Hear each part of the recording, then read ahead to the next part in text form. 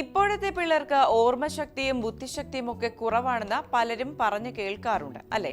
എന്നാൽ യുവതലമുറ മറവി രോഗത്തെ അത്ര കണ്ട് ഭയപ്പെടേണ്ടതില്ല എന്നാണ് പുതിയ പഠനങ്ങൾ പറയുന്നത്. അതായത് മറവി രോഗം ബാധിക്കാനുള്ള സാധ്യത കുറവാണ്.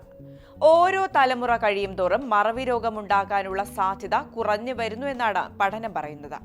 അതായത് 1890, 1913 വർഷം ജനിച്ചവർക്ക് മറവി രോഗം വരാനുള്ള സാധ്യത 25%-ആയിരുന്നു.